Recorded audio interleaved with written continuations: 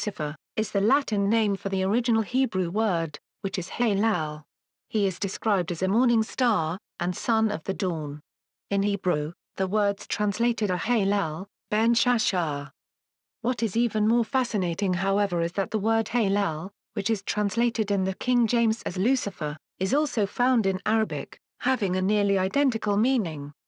Most specifically, Hilal, in Arabic, means crescent moon. When we put the whole phrase together, Halal, Ben Shashar, it simply means crescent moon, son of the morning star, or the dawn. Or in simpler terms, a crescent moon with a star lingering over it. Of course, this has come to be the very symbol of Allah and Islam. Yet Isaiah portrays the crescent moon and star, to graphically depict Lucifer himself. Nearly every Islamic flag carries this symbol, as does nearly every mosque brandish this symbol on the pinnacle of its dome and its minarets. This symbol is also found on nearly every food product produced today. And this is where it gets really interesting. Because the very name of Lucifer, in Hebrew, is the very name which Muslims have given to their food stamp. The name of Lucifer in Hebrew is Halal. This is almost the exact phonetic pronunciation as ha-lal. Muslims have given the crescent stamp the Hebrew name of Lucifer himself. It's almost too unbelievable for words. Consider the implications of this then. The very description that the Bible uses to describe Lucifer, Islam applies to itself, and the ancient symbol of Baal and Bel worship has now become the image of Islam. This could be the very image of the beast. Revelation 13:15 describes the false prophet giving breath to his image, enabling it to speak. This may describe a supernatural, demonic voice, which comes out of his image. Or, it may describe a speaker system attached to the image. Either way, the image itself will demand all who will not bow before it to be put to death. Something else quite interesting is that in Islamic tradition, Muhammad stated that on Judgment Day, the Kaaba stone, which is the black stone located in the corner of the Kaaba, toward which all Muslims bow, will one day speak and give wisdom to all who touch it.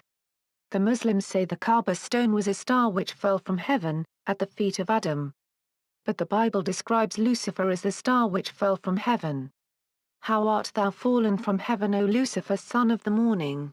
Therefore 1.3 billion Muslims are bowing down to the image of Lucifer. The star which fell from heaven, the Kaaba stone, could very well be the image of the beast. And on the day when the false prophet causes this image to speak, those bowing before it will lose their souls. Moses strictly forbade the Jews from worshipping the host of heaven. And a star or meteorite, the Kaaba stone, is exactly what Muslims around the world are bowing down toward. In defiance of the commandment given to Moses. Unless thou lift up thine eyes unto heaven, and when thou seest the sun, and the moon, and the stars, even all the host of heaven, shouldest be driven to worship them, and serve them, which the Lord thy God hath divided unto all nations under the whole heaven. Acts 7:42 says, So God turned away from them, and gave them over to worship the stars of heaven, as it is written in the book of the prophets, people of Israel. It was not to me, that you slaughtered and sacrificed animals, for 40 years in the desert. It was the tent of the god Moloch, that you carried, and the image of Rephan, your star god. They were idols that you had made to worship. The Bible mentions two things involved in the worship of Moloch. One, a tent or tabernacle. The other, a star idol. These two things are the very same idols we find the Muslims bowing down toward. The tent or tabernacle, and the idol image, of a star fallen from heaven. Zephaniah 1:4 says, I will reach out to punish Judah and Jerusalem. Nothing will remain of the god Baal. Nothing will be remembered of his pagan priests. Not a trace will be found of those who worship stars from their rooftops, or bow down to the god Milcom, while claiming loyalty to me, the Lord. Nothing will remain of anyone who has turned away and rejected me. This verse is describing the day that Christ returns from heaven. that he will destroy all who worship Baal and those who bow down to stars. But the god Baal has long since vanished. So why is God speaking about destroying the worshippers of a god that no longer exists? The answer is that Baal worship is alive and well.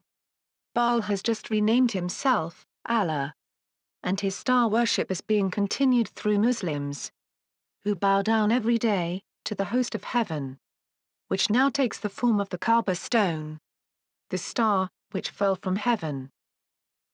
Some biblical scholars believe that the Kaaba stone is the abomination of desolation mentioned by Jesus, which will be moved from the Kaaba to the Jewish temple in Jerusalem. If the cornerstone of Lucifer's temple, the Kaaba, were to become the cornerstone of God's temple in Jerusalem, that would be the ultimate blasphemy. But why would worshipping a stone cause you to lose your soul?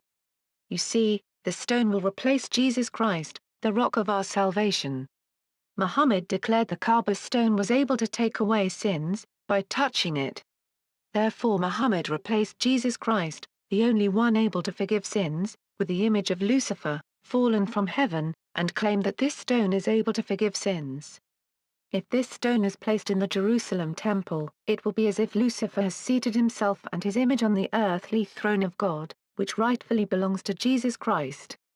And those worshipping the speaking image will have denied Christ and sealed themselves to Lucifer.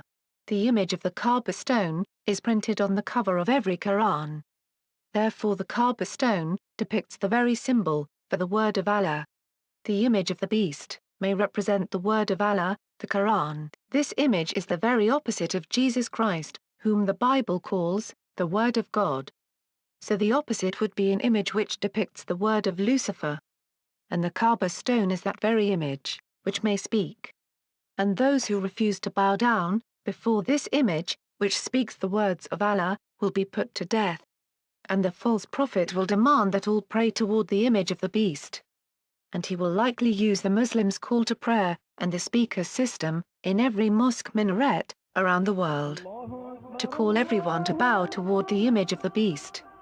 Therefore the voice, from the image of the beast, will be heard in every nation, from the towers of the Muslim mosques, demanding that those who will not bow down during the call to prayer must be put to death.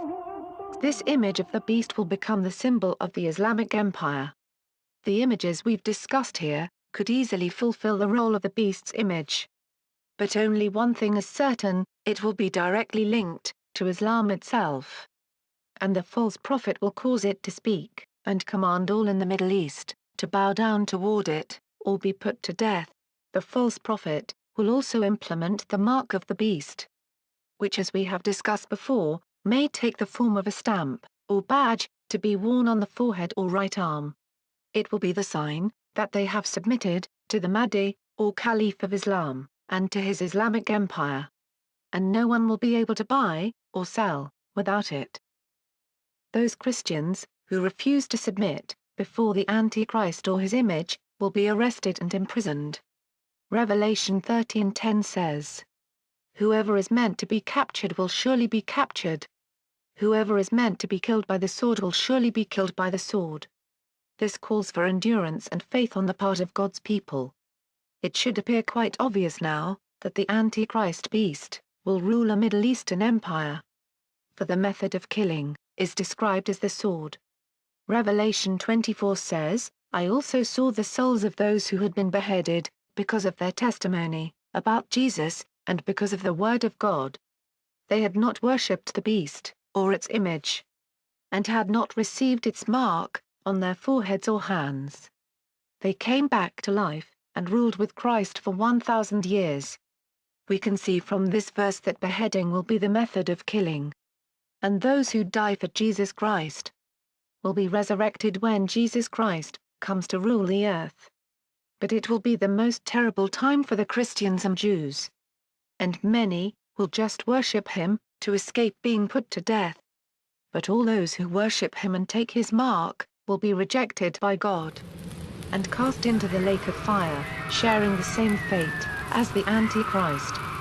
I pray that all Muslims listening to this broadcast will take note of God's warning in Revelation 14 verse 9.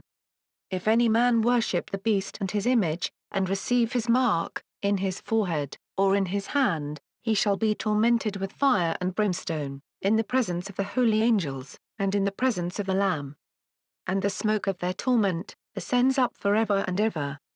God could not have been more clear: those bowing down to the Caliph King of Islam, or the symbol of his empire, which speaks, and any who take his mark, as a badge, on their forehead or right hand, will suffer forever in the lake of fire.